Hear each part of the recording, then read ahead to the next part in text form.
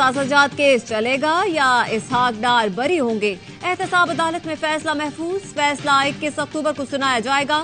احتساب عدالت نے اس سے پہلے احتساجات ریفرنس داخل دفتر کر دیا تھا۔ سپریم کورٹ فیصلے کی روشنی میں ریفرنس پر دوبارہ سماعت ہوئی۔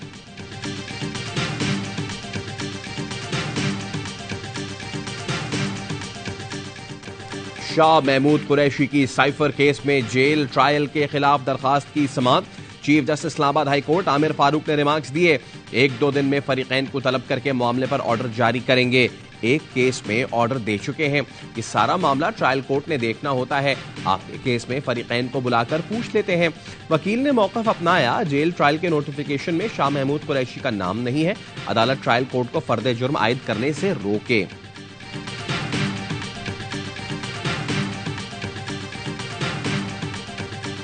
CPEC, however, is not just an economic corridor. It's a symbol of China-Pakistan strategic trust. Both China and Pakistan are determined to make Gwadar a hub for regional connectivity. I want to share my government's vision to alleviate the transformative nature of CPEC to even greater heights. Pakistan کے لیے چین سے برادرانہ تعلقات سے زیادہ کوئی اور رشتہ اہم نہیں، کسی کو گہرا دوستانہ تعلق متاثر کرنے کی اجازت نہیں دیں گے۔ سی پیک ایک فلیگ شپ منصوبہ ہے جو پاک چین اسٹریٹجک تعاون کا مظہر ہے۔ نگراں وزیر اعظم انوار الحق کاکڑ کی چین کے تھنک ٹینک اور اسکالر سے گفتگو، کہا چین اور پاکستان کے لیے گوادر کو علاقائی روابط کا مرکز بنانا چاہتے ہیں۔ سی پیک بلوچستان کے عوام کی ترقی اور خوشحالی کا مینار ہے۔ بیلٹ اینڈ روڈ کانفرنس میں شرکت کے لیے روسی صدر چین پہنچ گئے۔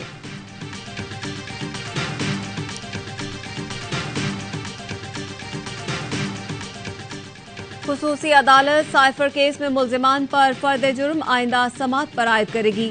ملزمان کو چالان کی نقول دے دی گئی۔ سائفر کیس کی سماعت اڈیالہ جیل میں ہوئی۔ چیئرمین پی ٹی آئی اور شاہ محمود قریشی کمرہ عدالت میں موجود تھے۔ ایف آئی اے پروسیکیوٹر شاہ خابر بھی عدالت میں موجود تھے۔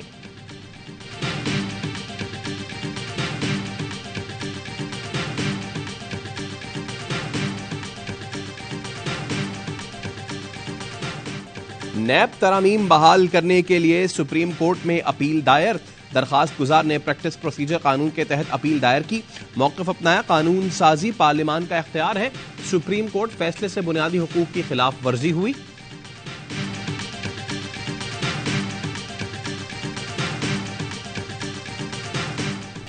اسرائیل کی محصور فلسطینیوں پر لوہے اور بارود کی بارش، خان یونس اور رفح پر بمباری سے مزید 70 فلسطینی شہید، شہداء کی تعداد 2900 ہو گئی، 1030 بچے شامل، 11000 فلسطینی زخمی۔ غزہ میں دل دہلا دینے والے مناظر، 2 لختے جگر کھونے پر فلسطینی ماں کی آہ بکا، دیکھنے والے اشکبار۔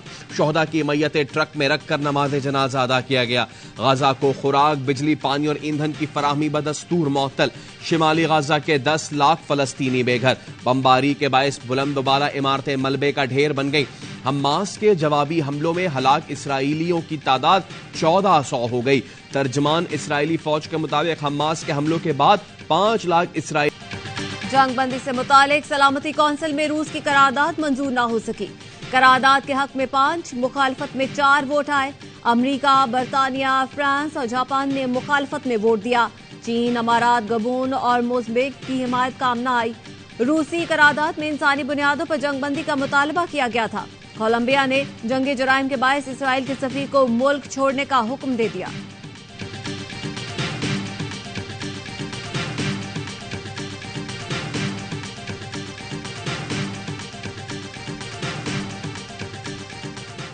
کینیڈا کا غزہ کے لیے $1 کروڑ امداد کا اعلان، انسانی ہمدردی کے طور پر غزہ کے لیے راہداری کا مطالبہ۔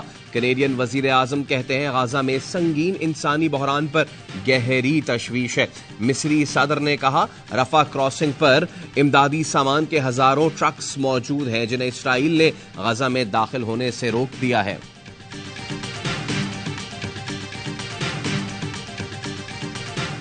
اسرائیل نے لبنان کی مزاحمتی تنظیم حزب اللہ پر حملے کی ویڈیو جاری کر دی۔ اسرائیلی فوج کا کہنا ہے حملے حزب اللہ کے حملوں کے جواب میں کیے گئے۔ اسرائیل کی حمایت پر ملائیشیا کا فرینکفرٹ بک فیئر میں شرکت نہ کرنے کا اعلان۔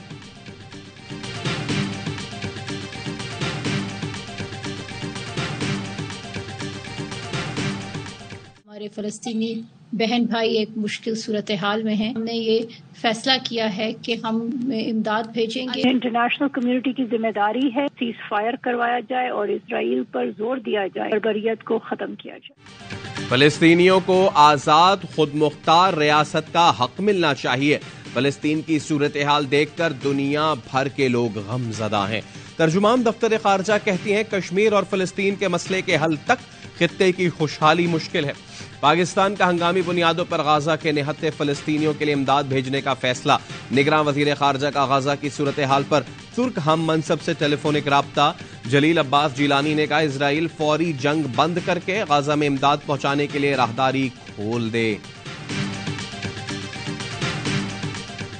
میں یہ نہیں کہوں گا میں مطالبہ کروں گا یا مدد کرنے کے لیے کوئی بھیک مانگ رہا ہوں، میں صرف اور صرف ہمارا مسلم امہ کو یہ یاد دلانا ہے آپ اپنا فرض کو ادا کیا ہے۔ ایسی انفارچونیٹلی 2-3 بار ہیں کہ اجلاس کو پوسٹپون کیا جا رہا ہے۔ بھیک نہیں مانگ رہے، مسلم امہ اپنا فرض پورا کرے۔ حماس کے ترجمان ڈاکٹر خالد القدومی کہتے ہیں وقت کے یزید اسرائیل کے خلاف کیا کرنا ہے مسلم امہ کو پتہ ہونا چاہیے۔ صہیونی ریاست کی درندگی پر خاموشی افسوسناک ہے۔ OIC کا اجلاس بار بار ملتوی کیا جا رہا ہے۔ OIC تو بنی ہی قبلہ اول کو بچانے کے لیے تھی۔ ARY نیوز کے پروگرام خبر مہر بخاری کے ساتھ میں گفتگو کرتے ہوئے بولے اسرائیل فلسطینیوں کے خلاف جنگی جرائم کر رہا ہے۔ غزہ پر ممنوعہ بموں کی بارش کی جا رہی ہے۔ اس نے غزہ کو کھنڈر میں تبدیل کر دیا۔ غزہ میں فلسطینیوں کو خوراک اور ادویات تو دور، پانی تک میسر نہیں۔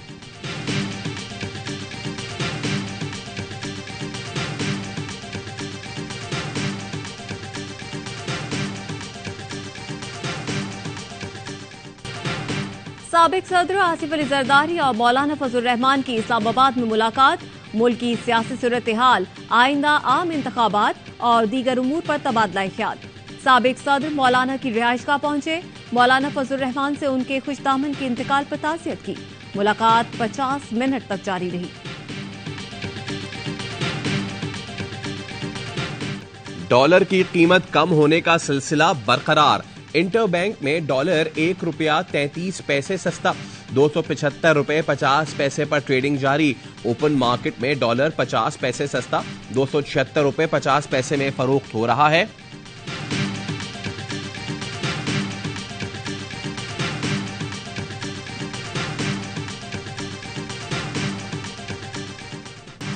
پیٹرول کی قیمت میں تو تاریخی کمی ہو گئی، اشیاء خوردونوش کی قیمتوں میں کب کمی کی جائے گی؟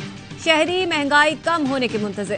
نگراں وزیر اعلیٰ پنجاب کی ڈیڈ لائن ختم ہونے سے پہلے ہی ٹرانسپورٹرز نے کرائے کم کر دیے۔ محسن نقوی نے لاری اڈے پر مسافروں سے ملاقات کی اور کرائے کے بارے میں دریافت کیا۔